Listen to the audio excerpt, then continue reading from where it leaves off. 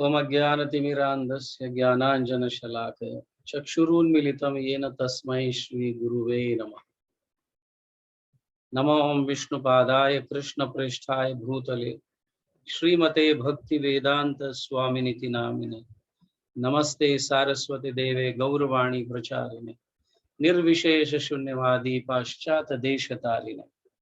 जय श्री कृष्ण चैतन्य प्रभु नित्यानंद श्री अद्वैत गदाधर श्रीवास आदि गौर भक्त वृंद। हरे कृष्ण कृष्ण कृष्ण हरे हरे, हरे राम राम राम हरे हरे, हरे कृष्ण कृष्ण कृष्ण हरे हरे, हरे राम राम राम हरे हरे, हरे कृष्ण कृष्ण कृष्ण हरे हरे, हरे राम राम राम हरे हरे। हरे कृष्णा। सभी भक्तों का स्वागत है Sunday feast festival for the ears, not for the stomach. Okay आज चैतन्य महाप्रभु और जगदानंद पंडित का जो मधुर लीलाएं थे, उनके वार्तालाप, उसको हम जो अधूरा छोड़े थे last time. Today is the second part 2। Okay, the wonderful emotional pastimes of Shri Chaitanya Mahaprabhu and Jagadananda Pandit. तो लास्ट टाइम हम कृष्णदास कविराज गोस्वामी ये समझा रहे थे कि जगदानंद पंडित के ग्रंथ है जो उन्होंने लिखा है, जिसे कहा गया प्रेम विवर्त। और मैंने ये भी कहा था कि आप सभी को इस ग्रंथ को पढ़ना चाहिए आगे चलकर, नॉट नाउ, आगे चलकर इसे पढ़ना चाहिए कि सही में प्रेम क्या है। प्रेम विवर्त का अर्थ है कि दिखने में ये उल्टा दिखता है मगर बहुत गाढ़ प्रेम है। जैसे कि अपने लोगों के साथ झगड़ा होना, समझे ना, पति पत्नी में ऑफ कोर्स एक उनका एक प्रेम रहता है जिसके कारण ये दिखने में उल्टा दिखता है, प्रेम नहीं है दिखता है, लेकिन वो है एक्चुअली प्रेम होता है। आप समझ रहे हैं? तो इसे प्रेम विवर्त कहा गया। तो ऐसे हर समय चैतन्य महाप्रभु का और जगदानंद पंडित का हुआ करता था, क्योंकि जगदानंद पंडित को यह देखा नहीं जाता था कि चैतन्य महाप्रभु जो तपस्या कर रहे हैं और इतने दुबले हुए हैं, खाते नहीं है, पीते नहीं है ठीक से, उन्हें कभी कभी नींद नहीं आती है, तो उनका शरीर दर्द होने लगता है, तो ये देखा नहीं जाता है। इसीलिए वो अनेक प्रकार से व्यवस्था करते रहते, किसी तरह से चैतन्य महाप्रभु को कुछ ऐसे सुविधा प्राप्त हो जिसके कारण वो अच्छी तरह से भक्ति कर पाए। पर चैतन्य महाप्रभु उसको स्वीकारते नहीं। जो लास्ट टाइम हमने देखा कि उन्होंने एक बड़ा सुंदर तेल बना के लेके आए थे ताकि शरीर का मालिश हो चैतन्य महाप्रभु का, क्योंकि सूखा जाता है शरीर और बड़ा तकलीफ हो जाता है शरीर में। मसाज नहीं करने देते थे, तेल लगाने नहीं देते थे, तो जगदानंद पंडित को बहुत दुख होता था। तो उन्होंने तेल बना के लेके आए थे जिसका चैतन्य महाप्रभु उसका स्वीकार नहीं किए। तो आज के लीला में भी हम देखेंगे कि किस तरह से इतने सिर्फ जगदानंद पंडित ही नहीं, लेकिन अनेक भक्त चैतन्य महाप्रभु के इस शरीर को लेकर, जो एक्चुअली चैतन्य महाप्रभु को पीड़ा होती थी, कृष्ण के विरह में जो पीड़ा होती थी, और उस पीड़ा के कारण वो इतना क्षीण हो जाते थे, प्रेमावेश में इतना क्षीण हो जाते थे, मतलब कभी मतलब उनका शरीर भी दुबला हो जाता था, शरीर दुबला हो जाता था। और जब भगवान का मतलब एक अद्भुत प्रेम जो है, ऐसा जब अनुभव करते थे तो वापस शरीर जो है वापस प्रफुल्लित हो जाता था। कृष्ण विच्छेद जातार्त्य, कृष्ण विच्छेद जातार्त्य क्षीणे चापि मानस तनु दधाते फुल्लताम भावेर यश्यतम गौरम आश्रय। तो कृष्णदास कविराज इस तरह से लिखते हैं कि मैं उस गौर चंद्र का आश्रय ले रहा हूं जो कृष्ण के विरह में पीड़ा का अनुभव करते हैं, और उनका मन इतना क्षीण हो जाता था जिसके कारण उनका शरीर इतना दुबला हो जाता था, और कभी कभी प्रेमावेश में उनका शरीर वापस प्रफुल्लित हो जाता था। ऐसे श्री कृष्ण चैतन्य का आश्रय मैं लेता हूं। ऐसे कृष्णदास कविराज लिखकर इसकी शुरुआत करते हैं। तो यहाँ पे चैतन्य महाप्रभु हर हमेशा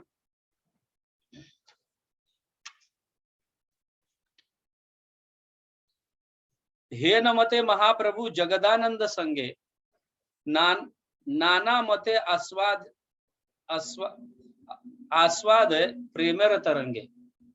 तो जगदानंद पंडित के साथ रहकर अनेक प्रकार के प्रेम के तरंगों का अनुभव चैतन्य महाप्रभु प्रेमावेश में किया करते थे। कृष्ण विच्छेद दुखे क्षीण मन काय, भावावेश प्रभु कबू प्रफुल्लित होय।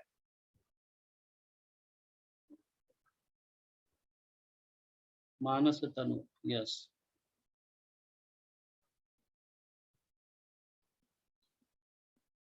तो यहाँ पे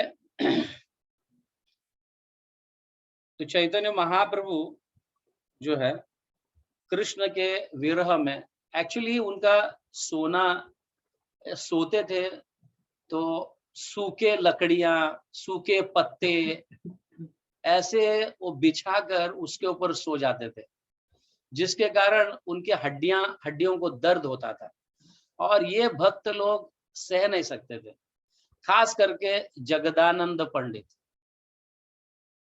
आप जानते हैं जगदानंद पंडित कौन थे कृष्ण लीला में? आप जानते हैं कौन थे? सत्यभामा। जगदानंद पंडित कृष्ण लीला में सत्यभामा है, और चैतन्य महाप्रभु कृष्ण है। हाँ? तो कैसे सह पाएंगे? इसलिए जगदानंद पंडित क्या करते हैं, सह नहीं सकते, इसलिए देखी सब भक्तगण महादुख पाए। देखी सब भक्तगण महादुख पाए, सहिते नारे जगदानंद सृजिला उपाय।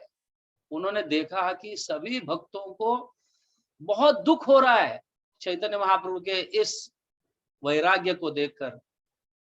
आप जानते हैं सूखे लकड़ी पर सोना, सूखे पत्तों पर सोना, हाँ, कभी कभी लकड़ी के छाले होते हैं, छाल, हाँ, पूरे थड़ का छाल निकलता है, उसके ऊपर सो जाते थे।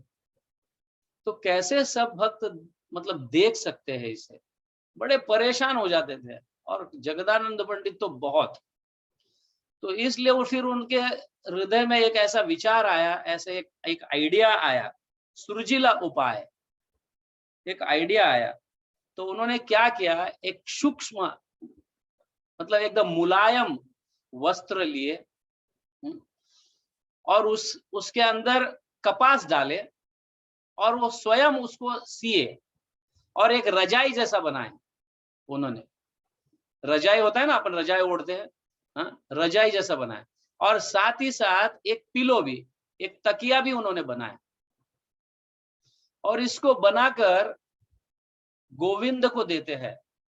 देखो भाई, गोविंद उनके पर्सनल सेक्रेटरी है, वो कहते हैं देखो भाई, सारे भक्त लोग महापीड़ित है चैतन्य महाप्रभु को इस तरह से सोते हुए देखकर, उनका शरीर सूखता हुआ देखकर, हर हमेशा रोते हुए देखकर कृष्ण के विरह में, वो अपना भान ही नहीं रहता है उनको, समझ गया ना? तो कहीं पे भी सोते रहते हैं, किसी पर भी सोते रहते हैं, कभी कभी भूल भी जाते हैं। तो कृष्ण के रहे, तो सभी भक्त लोग ये पीड़ित देखकर जगदानंद पंडित इस तरह से व्यवस्था करते हैं और गोविंद को देते हैं, कहते हैं देखो तुम स्वयं भी देखो, हाँ, तुम्हें कैसा लग रहा है कि चैतन्य महाप्रभु इस तरह से सो रहे हैं। तो आप किसी तरह से ये चैतन्य महाप्रभु जहाँ पे सोते हैं इसको वहां पे डाल दो। और साथ ही साथ स्वरूप दामोदर गोस्वामी को भी हाँ जगदानंद पंडित बताते हैं। स्वरूप दामोदर पंडित को प्रिय लगता है, यस हमारा सबका दुख का निवारण होगा, चैतन्य महाप्रभु इस पर सोएंगे तो हमें भी थोड़ा अच्छा लगेगा, ऐसा उन्हें लगता है। तो फिर जब चैतन्य महाप्रभु आ जाते हैं गंभीरा में सोने के लिए, तो देखते हैं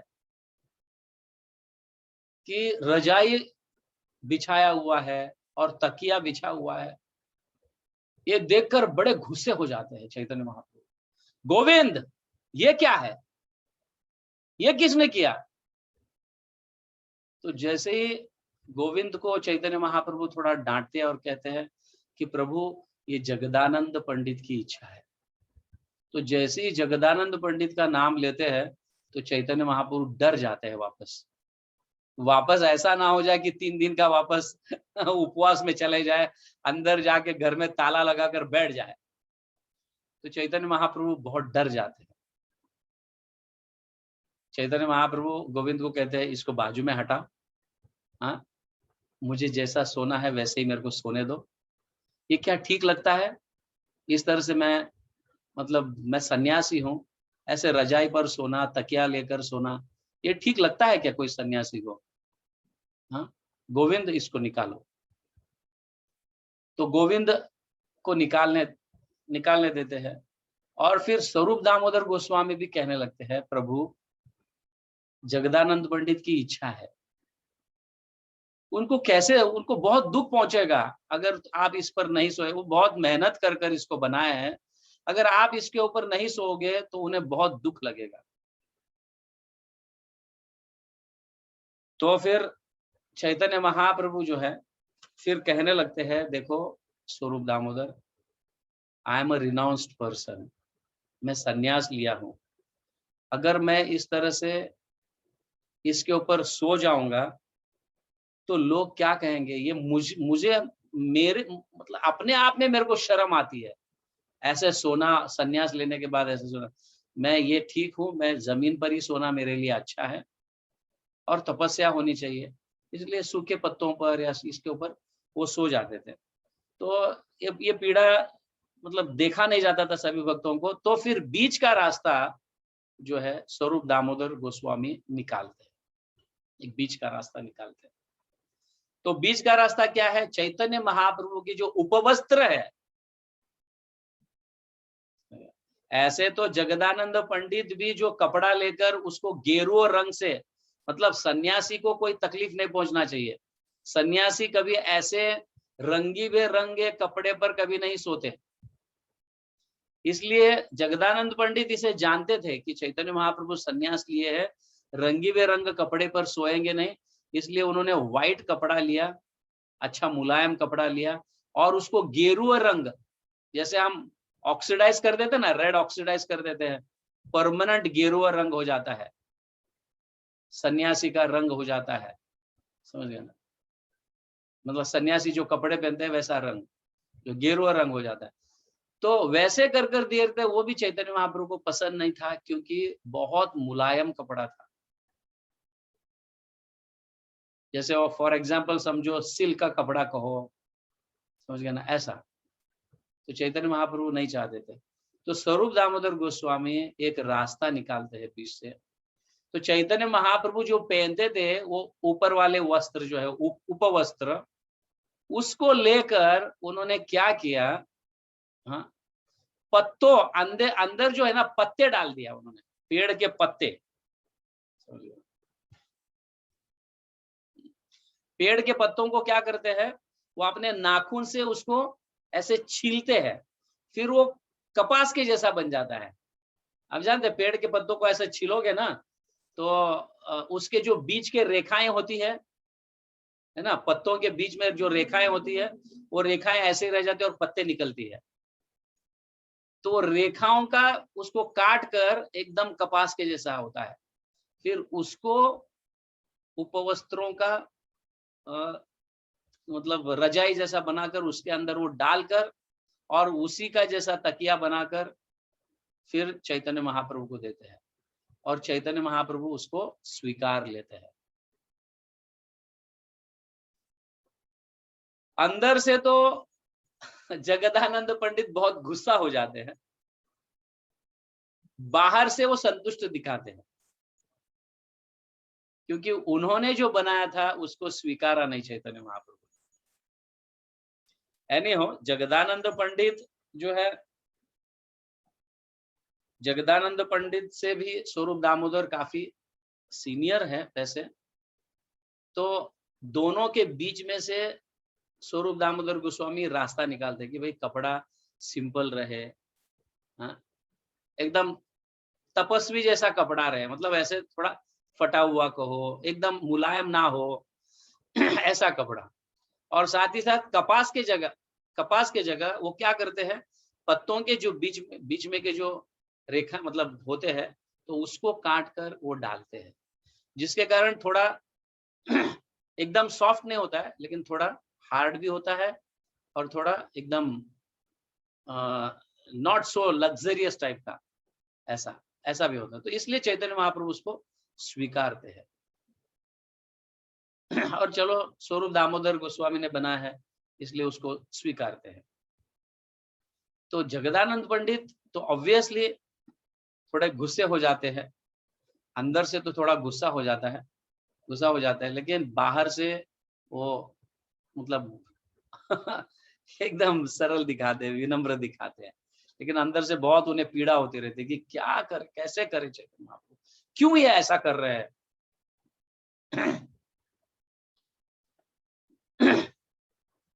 तो फिर जगदानंद पंडित सोचते हैं कि मुझे तो ये सहा नहीं जाता है पीड़ा, इसलिए मैं यहाँ से चला जाऊंगा। तो वृंदावन जाने के लिए, ऐसे तो उनकी इच्छा बहुत पहले से रहती है वृंदावन जाने की, लेकिन अब चैतन्य महाप्रभु के समक्ष वो लाते हैं कि चैतन्य महाप्रभु मुझे वृंदावन जाने की आज्ञा दो, मैं वृंदावन जाना चाहता हूँ। तो चैतन्य महाप्रभु देखते हैं कि इसके हृदय में गुस्सा है बहुत मेरे लिए। ऐसा भाव लेकर अगर वृंदावन जाएगा तो अपराध होगा, इसलिए चैतन्य महाप्रभु उनको परमिशन नहीं देते वृंदावन जाने की। नहीं, तुम नहीं जा सकते वृंदावन। अब तुम्हारे हृदय में मेरे लिए गुस्सा है बहुत, और वहां जाकर तुम मुझे क्रिटिसाइज ही करोगे, इसीलिए तुम्हारा वृंदावन जाना ठीक नहीं, तुम मत जाओ वृंदावन। तो चैतन्य महाप्रभु का वो पैर पकड़ते हैं, ऐसा नहीं है कि मुझे गुस्सा है महाप्रभु, लेकिन मैं तो जानता हूं मेरी इच्छा तो बहुत पहले से वृंदावन जाने की है, इसीलिए मैं आपसे नम्र विनती करता हूं, प्रार्थना करता हूं कि मुझे वृंदावन जाने की आज्ञा दे। तो चैतन्य महाप्रभु नहीं देते, नहीं नहीं तुम जाओगे वृंदावन बस। तो जगदानंद पंडित जाकर स्वरूप दामोदर गोस्वामी को कहते हैं, उनको अपील करते हैं कि देखो ऐसा है, मेरा तो नेचुरली स्वाभाविक रीति से मेरा इच्छा बहुत है कि मैं वृंदावन जाऊं, ऐसा नहीं कि मेरे हृदय में चैतन्य महाप्रभु के लिए गुस्सा है। Actually of course Chaitanya Mahaprabhu परमात्मा है, भगवान है स्वयं, सभी के हृदय में वो झांक के देख सकते हैं हाँ क्या चल रहा है। कितना भी हम किसी को भी कुछ कहे तो हमारे हृदय को तो भगवान जानते हैं, हमारे हृदय में किसके प्रति द्वेष है, किसके प्रति ईर्ष्या है, किसके प्रति कैसी भावना है। हम किसी को ठगा नहीं सकते, भगवान को तो कदापि ठगा नहीं सकते। एक्चुअली हम किसी को ठगा रहे तो अपने आप को ठगा रहे। हमें ऐसा लगता है कि मैं इसको ठगाया उसको ठगाया, लेकिन कर तो चीट अपने आप को कर रहे हैं अपन। ऑफकोर्स जगदानंद पंडित की बात और हमारी बात अलग है, लेकिन जगदानंद पंडित का जो गुस्सा है चैतन्य महाप्रभु के लिए, वो प्रेम विवर्त है, उल्टा चलने वाला प्रेम है। प्रेम जब गाढ़ बन जाता है, हाँ, प्रेमावेश, प्रेम पराकाष्ठा जब चला जाता है, तो ऐसे भाव उत्पन्न होने लगते हैं हृदय में। एक एक प्रकार का एश्योरेंस कि मिल जाए कि ये व्यक्ति को पीड़ा ना पहुंचे, तो किसी तरह से चिल्ला कर कहो, इस तरह से कहो, उस तरह से, कहीं ना कहीं गुस्सा निकाल देता है कि किसी तरह से उस व्यक्ति को पीड़ा पहुंच रहा है और वो मेरी बात नहीं सुन रहा है, तो गुस्सा करने लगते हैं। तो ये प्रेम है। ऐसा प्रेम जगदानंद पंडित में और चैतन्य महाप्रभु में हुआ करते थे, और ये हर हमेशा के लिए रहता था, क्योंकि आपको जगदानंद पंडित जो है सत्यभामा में है, और उनका भाव तो ऐसा ही है सत्यभामा का, कृष्ण के प्रति अफाट प्रेम।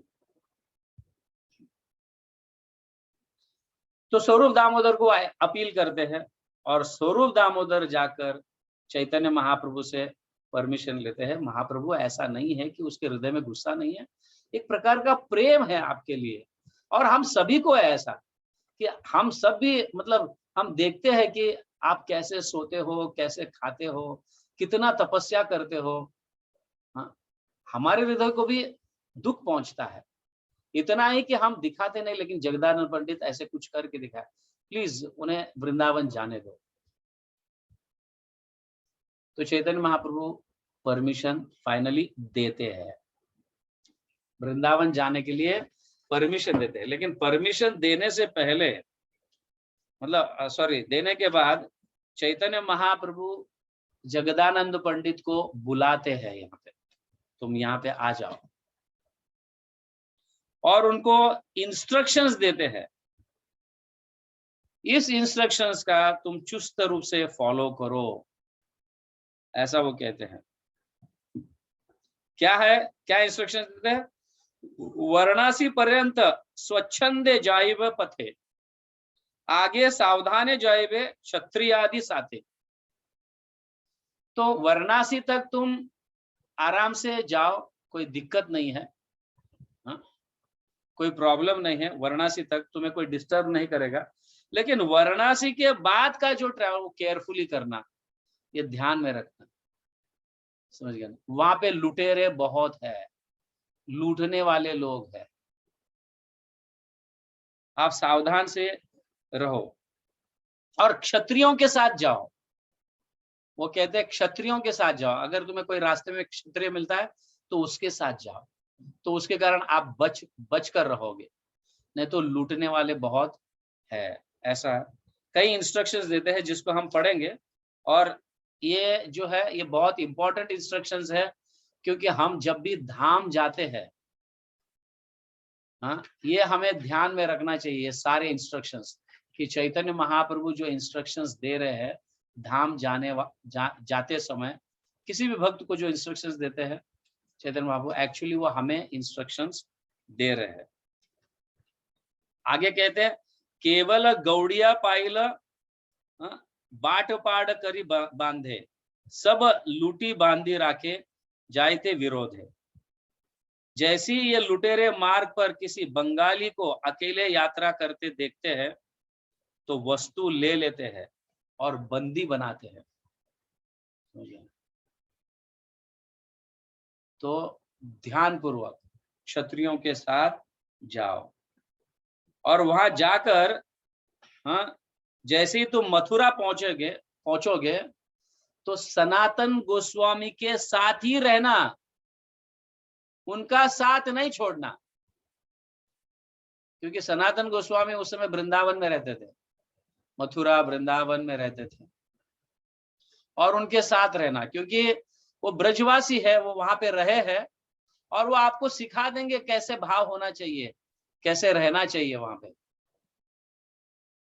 वैष्णव का संग कैसे करना चाहिए, क्या नहीं। इसे वैसे तो सनातन गोस्वामी जो है, अगर कृष्ण लीला के स्तर पर देखा जाए, हाँ, तो सनातन गोस्वामी मंजरी है, लेकिन सत्यभामा, मतलब जगदानंद पंडित तो सत्यभामा है, कृष्ण के शरीर के बहुत निकट पहुंचे हुए भक्तगण जगदानंद पंडित। हालांकि मंजरी भगवान के शरीर के इतने निकट नहीं पहुंचते जितने पत्नियां पहुंचते हैं, तो सनातन गोस्वामी मंजरी है।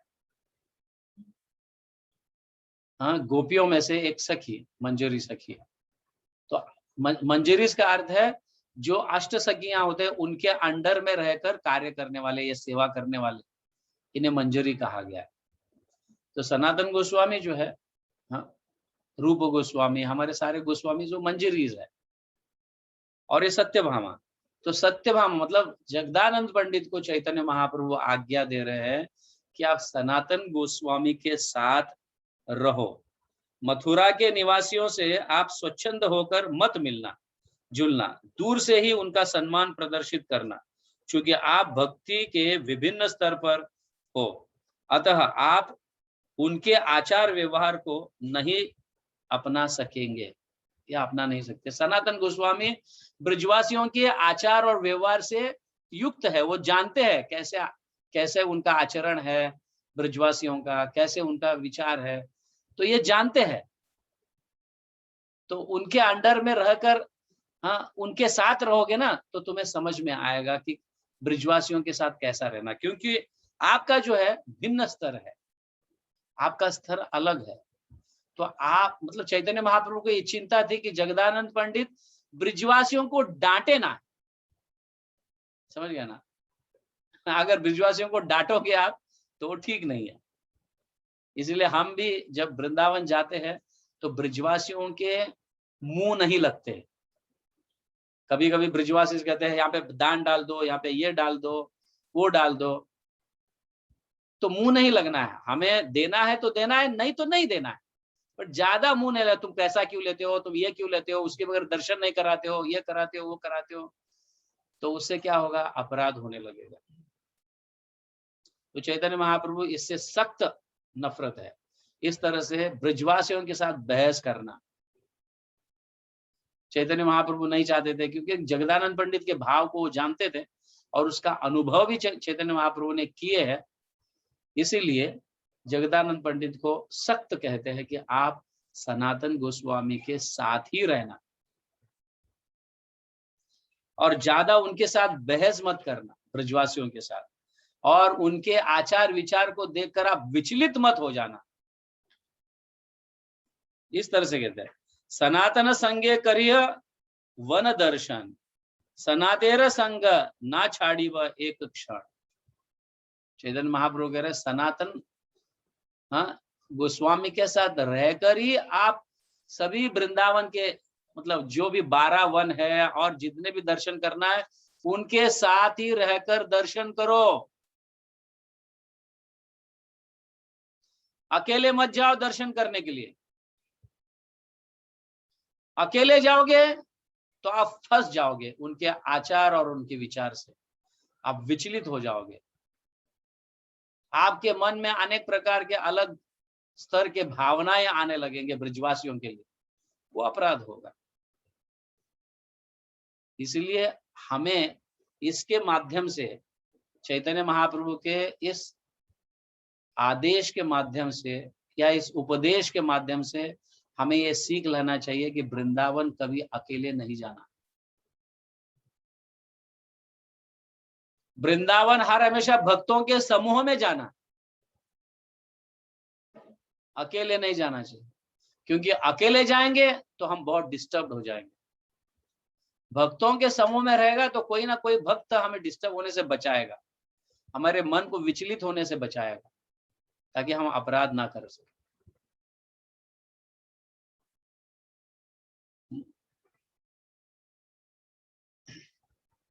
तो शीघ्र आसीह तहा ना रही चिरकाल, गोवर्धन ना चढ़िए देखिए गोपाल।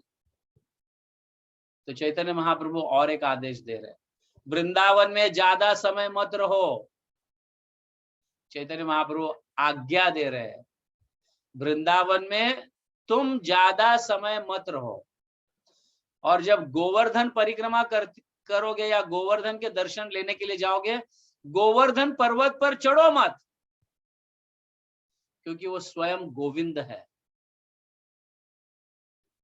गोवर्धन पर्वत पर चढ़ना मतलब गोविंद को अपना पैर लगाना, अपना लात मारना, समझ गए ना, ये बड़ा अपराध होगा। इसलिए चैतन्य महाप्रभु के काल से हम सभी वैष्णव, गौड़ीय वैष्णव जो भक्तगण है, कभी भी गोवर्धन पर्वत पर चढ़ते नहीं है, समझ गए? दूर रहते हैं, परिक्रमा मार्ग पर ही रहते हैं। परिक्रमा मार्ग को हम लांग कर आगे नहीं जाते, पर्वत के निकट नहीं पहुंचते हम। तो चैतन्य महाप्रभु का ये आज्ञा है, ये ध्यान में रखिए, गोवर्धन पर्वत पर नहीं चढ़ना। चढ़ोगे तो अपराध हो जाएगा, तो कृष्ण प्रेम प्राप्त नहीं होगा। और गोवर्धन को साधारण एक पर्वत मत समझना, वो गोविंद का स्वरूप है, समझ? वो गोविंद का स्वरूप है, उसके ऊपर कैसे चढ़ सकते हो आप? चैतन्य महाप्रभु भी स्वयं कभी नहीं चढ़े पर्वत पर, और सभी को यह आज्ञा दी है। तो इंस्ट्रक्शंस याद आ रहे हैं? आप ध्यान रहेगा इंस्ट्रक्शन जब वृंदावन जाओगे। सबसे पहला इंस्ट्रक्शंस क्या है? अकेले वृंदावन नहीं जाना है। मैं कई बार भक्तों को बोलता हूं कि तुम वृंदावन अकेले मत जाओ, या तो तुम ठगे जाओगे, और ठगे जाने के बाद फिर अनेक प्रकार के अपराध होने लगेंगे, आपका मन विचलित होगा, हाँ, आप डिस्टर्ब हो जाओगे, और ठीक से आप दर्शन भी नहीं कर पाओगे। एक्चुअली जब वृंदावन जाते हैं हम, हर स्थली का दर्शन जो है लेने के उपरांत उस स्थली की महत्व जो है या महिमा, उसे श्रवण करना चाहिए। दर्शन लेने के बाद कहो या दर्शन लेने से पहले कहो, लेकिन जहां जहां जिस स्थली जाते हैं उस स्थलियों का दर्शन कानों से किया जाता है, आंखों से नहीं। कानों से जितना अच्छा दर्शन होता है, आंखों से इतना अच्छा दर्शन कभी नहीं होगा।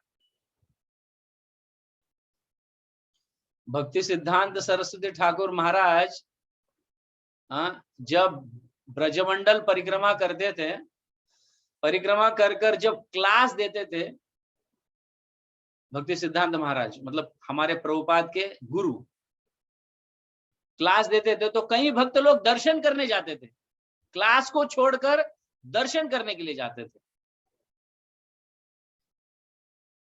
और जब भक्तगण दर्शन कर कर जब आते थे शिष्यगण, तो भक्ति सिद्धांत महाराज कहते थे, हो गया दर्शन तुम्हारा? ठीक से किया दर्शन? तो कुछ भक्त लोग हाँ हाँ किए बोलते, आपने किया ही नहीं दर्शन, आपने वहां पे जाकर सिर्फ पत्थर को देखा है। You have done only I exercise, आपने आंखों का व्यायाम किया है, आपने दर्शन नहीं किया। दर्शन तो कानों से किया जाता है, भगवान के दर्शन कानों के माध्यम से, कर्णों के माध्यम से किया जाता है, आंखों से नहीं। इसलिए नव भक्त जो है वो जानते नहीं है वृंदावन कैसे जाना चाहिए, कौन से मूड में जाना चाहिए। हम देखते हैं कभी कभी कर्मी लोग, हाँ, ऑटो वालों से कहो, पुजारियों से कहो, या पंडा पंडा पंडा जो होते हैं वहां के, उनके साथ झगड़ा करना, ये करना, इस तरह से होते रहता है। तो बेटर है वृंदावन नहीं जाओ, आप अननेसेसरीली अपराध इकट्ठा करके आओगे वहां से, और उसका फल जो है पूरा साल भर भोगना पड़ेगा आपको, उसका फल पूरा साल भोगना पड़ेगा, इस अपराधों का फल। ना जप में रुचि आएगी, ना सेवा करने की इच्छा होगी, भक्तों का संग करने की ना इच्छा होगी, ये सारा उसी का ये है,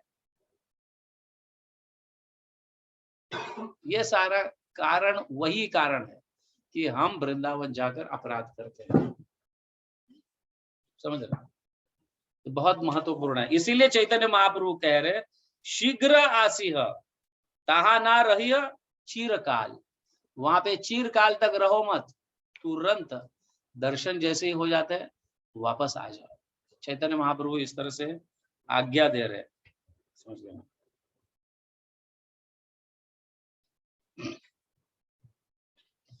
और वो कहते हैं सनातन गोस्वामी को सूचित करना कि मैं कुछ समय के बाद मैं वृंदावन आ रहा हूं, मेरी रहने की व्यवस्था करे, हाँ, और बाकी सब व्यवस्था वो मेरी करे, ऐसा उन्हें कह देना, ये मेरा संदेश पहुंचा देना, ऐसा कहकर जगदानंद पंडित को कहते हैं चैतन्य महाप्रभु। और जगदानंद पंडित जो है फिर निकल पड़ते हैं। ये तो बोली जगदानंदे कैला आलिंगन, जगदानंद चलीला प्रभुर वंदिया चरण। जगदानंद पंडित और चैतन्य महाप्रभु आलिंगन, चैतन्य महाप्रभु आलिंगन देते हैं जगदानंद पंडित को, प्रेम से विदा करते हैं, और जगदानंद पंडित चैतन्य महाप्रभु के चरणों को स्पर्श कर कर वो वृंदावन के लिए निकलते हैं। और जगदानंद पंडित हाँ वाराणसी जाते हैं, वहां पे उन्हें तपन मिश्रा और चंद्रशेखर मिलते हैं। हाँ, वहां पे फिर चैतन्य महाप्रभु के विषय में चर्चा करते हैं, और उसके बाद वो आगे मथुरा के लिए बढ़ते हैं, और वहां मथुरा पहुंचने के बाद सनातन गोस्वामी से मिलते हैं। और जैसे चैतन्य महाप्रभु ने कहा उसी तरह से जगदानंद पंडित आज्ञा का पालन करते हैं। सनातन गोस्वामी के साथ वो 12 वनों का दर्शन और अन्य कई स्थलियों का दर्शन करते हैं और गोकुल में रहने लगते हैं। तो एक बार होता क्या है, और वैसे भी जगदानंद पंडित कुकिंग में बहुत एक्सपर्ट रहते हैं, और सनातन गोस्वामी को कहते हैं आप चिंता मत करो, मैं कुकिंग करूंगा। तो वो कुकिंग करते रहते हैं हर हमेशा। He was very expert in cooking. तो एक बार होता क्या है कि सनातन गोस्वामी को प्रसाद के लिए आमंत्रित करते हैं, और सनातन गोस्वामी अपने सर पर मुकुंद सरस्वती दिया हुआ जो लाल कपड़ा है वो पहन के आते हैं।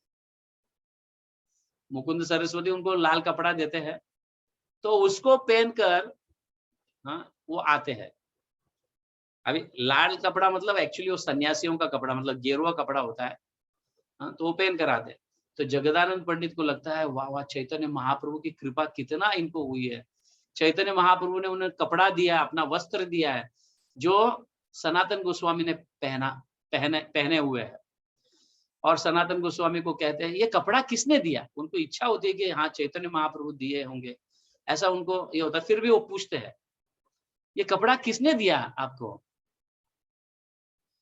तो जब सनातन गोस्वामी कहते हैं कि ये मुकुंद सरस्वती ने ये कपड़ा दिया है मुझे, तो जैसे मुकुंद सरस्वती का नाम सुनते हैं जगदानंद पंडित बहुत गुस्सा हो जाते हैं और मटका लेकर मारने के लिए सनातन गोस्वामी को मारने के लिए निकलते, मटका लेकर, समझ गया ना। तो सनातन गोस्वामी ऑब्वियसली एक ब्रिजवासी का मूड है उनका, तो वो एकदम शर्मिले हो जाते हैं। देखो तो इनका भाव चैतन्य महाप्रभु के प्रति कितना है कि चैतन्य महाप्रभु जो देते हैं उसी को ये धारण करते हैं, और मैं तो कोई और दिया हुआ उसको अपने शरीर पर धारण किया है। वैसे तो मुकुंद सरस्वती जो है, ऐसा कुछ आचार्य कहते हैं या कुछ भक्तगण ऐसे कहते हैं, मुकुंद सरस्वती मायावादी थे, और उनका कपड़ा लेकर सनातन गोस्वामी पहनने के बाद जगदानंद पंडित को बहुत गुस्सा आ गया और वो मटका लेकर मारने जाते हैं। तो सनातन गोस्वामी हाथ जोड़कर चुपचाप खड़े रहते हैं। ऑब्वियसली जगदानंद पंडित सत्य भामा है, उनका भाव जो चैतन्य भगवान के लिए है वो अलग है, क्योंकि वो चैतन्य महाप्रभु के अलावा और कुछ सोचना नहीं चाहते। चैतन्य महाप्रभु जो देते हैं उसी को पहनना, चैतन्य महाप्रभु जो देते हैं उसी को खाना, हाँ, चैतन्य महाप्रभु जो कहते हैं उसी का वही आज्ञा का पालन करना। किसी और का आज्ञा जगदानंद पंडित को पसंद नहीं। इतना प्रेम रहता है जगदानंद पंडित को चैतन्य महाप्रभु। ये देखकर सनातन गोस्वामी को बहुत शर्म आ जाता है।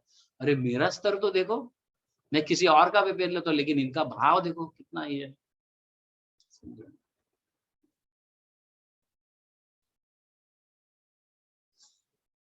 तो जगदानंद, आप चैतन्य महाप्रभु के इतने निकट, one of the chief associate आप सनातन गोस्वामी, आप एक मुख्य उनके पार्षद हो, मुख्य उनका अंग है, प्रचार करने के लिए आप जा रहे हो, आप ऐसे कैसे कर सकते हो?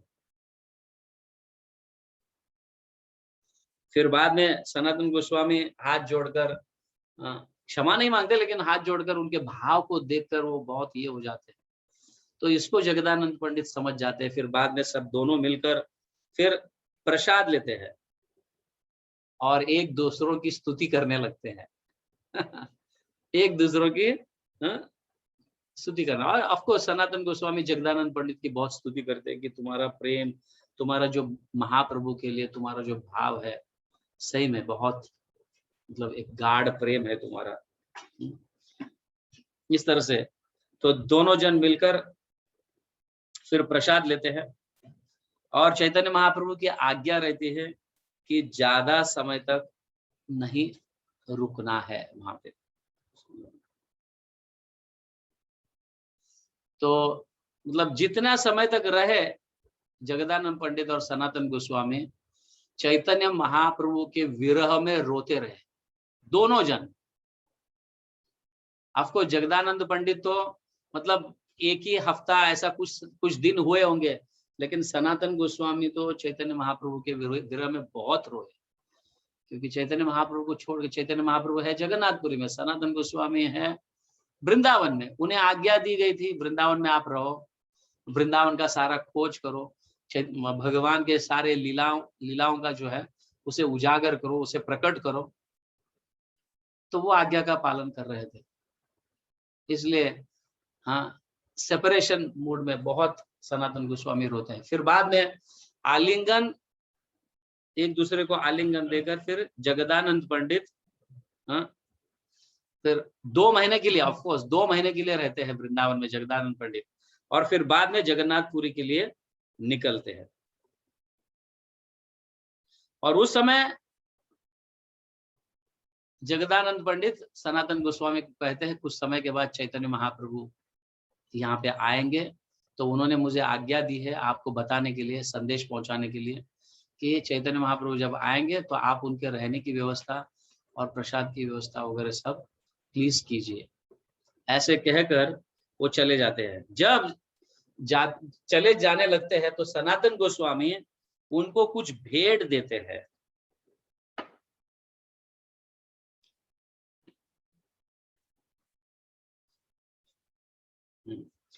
जगदानंद पंडित तबे आज्ञा मागिला, सनातन प्रभु रे कुछ भेंट वस्तु दिला। क्या भेंट दिए? रास स्थलीर बालू, मतलब द सैंड ऑफ रास स्थली, वहां की मिट्टी जहां पे भगवान रास लीला खेलते हैं, रास करते हैं, वहां के मिट्टी जो है सनातन गोस्वामी उनको किसी कपड़े में देते हैं, वहां की मिट्टी देते हैं। रास लीला रास स्थलीर बालू आर गोवर्धन शिला, गोवर्धन शिला भी देते हैं सनातन गोस्वामी, चैतन्य महाप्रभु को देने के लिए कहते हैं। आगे क्या? शुष्क पक्क पिल्लू, अभी एक पीलू बोल के एक फ्रूट है, पीलू फ्रूट एक फल है, वो फल और गुंजमाला। आज सुबह भी हम चर्चा कर रहे थे, चैतन्य महाप्रभु ने रघुनाथ दास गोस्वामी को गोवर्धन शिला दी है और गुंजमाला दी। तो उसी तरह से सनातन गोस्वामी अभी 4 चीजें दे रहे हैं। एक तो रास स्थलियों का जो बालू है या मिट्टी है, व्रज जो है वो दे रहे हैं, और साथ ही साथ गोवर्धन शिला और फिर पीलू फ्रूट, पीलू फल और फिर गुंजमाला। ये कहते हैं कि जाकर ये चैतन्य महाप्रभु को दे देना। जगदानंद पंडित चलीला सब लैया, व्याकुल हैला सनातन तारे विदाई दी।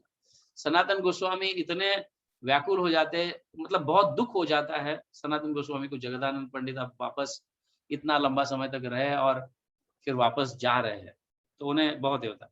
तो प्रभुर निमित्त एक स्थान मने विचारिला, द्वादश द्वादशादित्य टीला एक मठ पाइल। हाँ, तो यहाँ पे ये कहा जा रहा है, जब अभी ये वृंदावन का सबसे पहला मंदिर, जगदानंद पंडित जब चले गए जगन्नाथपुरी, उस समय वो जाने के बाद फिर सनातन गोस्वामी ने इस मंदिर को बनाया। राधा मदन मोहन मंदिर जो हम जाके देखते हैं ना द्वादश टीला पर, वो मंदिर उस समय स्थापित हुआ। तो सनातन मतलब जगदानंद पंडित पुरी में पहुंचते हैं। पुरी में पहुंचने के बाद फिर चैतन्य महाप्रभु को ये सारे चीज जो सनातन गोस्वामी ने दिए हैं, वो सारे चीज चैतन्य महाप्रभु के हाथ में दे देते हैं, और चैतन्य महाप्रभु उसको अपने गले लगाते हैं, अपने छाती को लगा लेते हैं, सर को लगाते हैं, आंखों को लगा देते हैं, उसको सूंघते हैं। समझ गए? जैसे कभी कभी हमें भगवान का जब हार प्रसाद के रूप में मिलता है, हमें उसे सूंघना चाहिए, अपने गले में डाल कर रखना चाहिए। ये प्रसाद है, उसका अनादर नहीं करना चाहिए। उसका अनादर कर कर सूंघ लिया और कहीं फेंक दिया, ऐसा नहीं, उसको अपने गले में डालना चाहिए, वो महाप्रसाद है। जब भी कोई मतलब ऐसा व्रज देते हैं या रज देते हैं, धूली देते हैं, तो उसको सर पे लगाना चाहिए, थोड़ी मिट्टी खा लेना चाहिए। ऐसा इसका मतलब एक रिस्पेक्ट है। वी शुड डू दैट, जो चैतन्य महाप्रभु यहाँ हमें करके सिखा रहे हैं।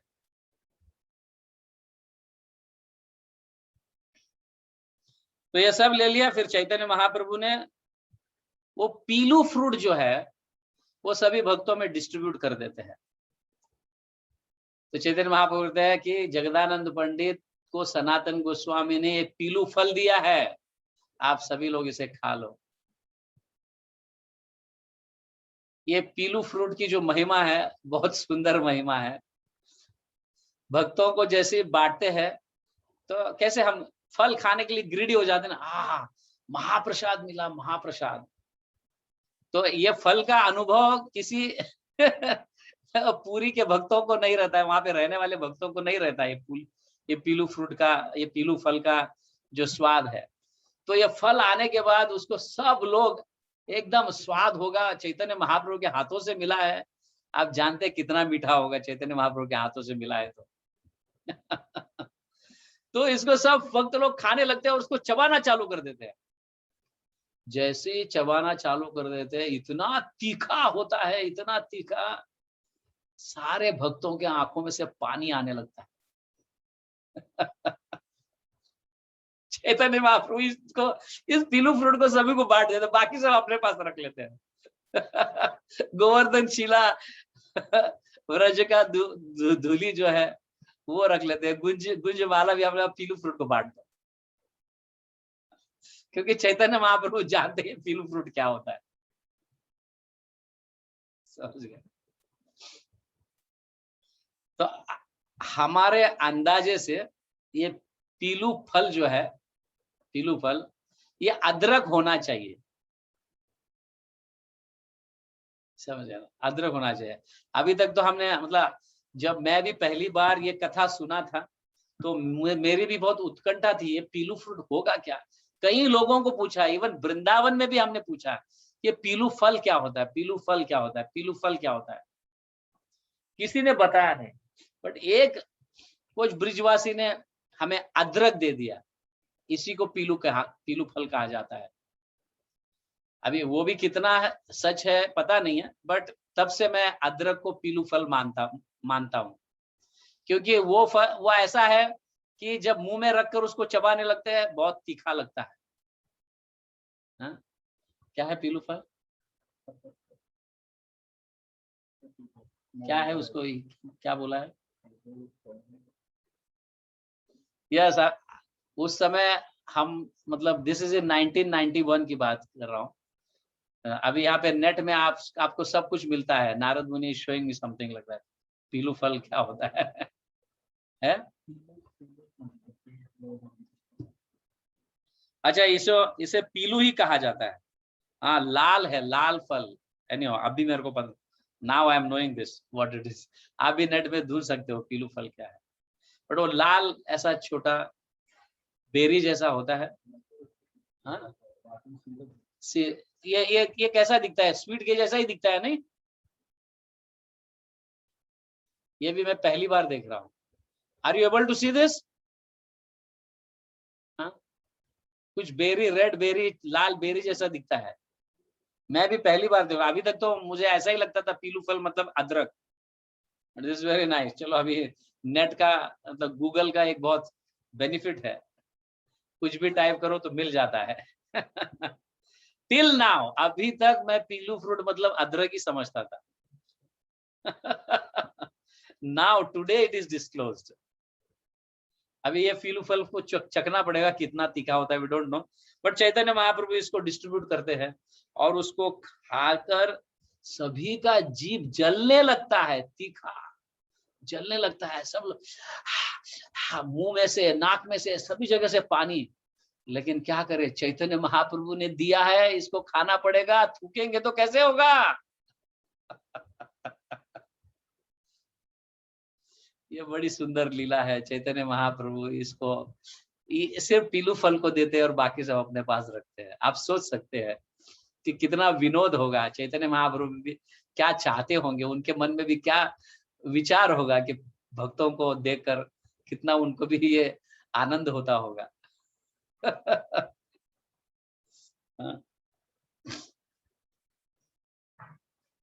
तो इस तरह से जगदानंद पंडित फिर जगन्नाथपुरी में रहकर अन्य भी कई लीलाएं हैं। तो दिस वाज, ये दो लीलाएं जो है, जैसे मतलब तेल के कारण चैतन्य महाप्रभु के साथ गुस्सा करना, और ये रजाई जो है, बेड के कारण चैतन्य महाप्रभु के साथ गुस्सा करना, रूठ जाना। ये दो ऐसी लीलाएं हैं जो बहुत मनमोहक है। ये दर्शाता है कि महाप्रभु के लिए जगदानंद पंडित का प्रेम कितना मतलब पराकाष्ठा है। वहां पे तो झगड़े में भी उनको आनंद आता है। चैतन्य महाप्रभु जगदानंद पंडित के झगड़े में आनंद लेते थे। ऑफकोर्स वो प्रेम का भाव है। चैतन्य महाप्रभु भगवान स्वयं है, वो जानते हैं कि वो प्रेमावश होकर मेरे लिए वो सुविधा कर रहा है। पर चैतन्य महाप्रभु जगदानंद पंडित से डरते थे। जब भी वो कुछ बोलते थे तो चुपचाप सुन लेते थे, बाद में उसको अलग कर देते, भाई रहने दो, उनका वो मूड है, लेकिन मैं उनको तकलीफ नहीं देना चाहता हूँ। हाँ। फिर वो 3 दिन तक उपवास करेगा, फिर खाएगा नहीं, फिर कुछ नहीं करेगा, फिर मैं परेशान हो जाऊंगा उसके कारण। इसलिए वो डरते थे चैतन्य महाप्रभु। तो ऐसा इन दोनों का प्रेम है, जैसे कृष्ण और सत्यभामा का है।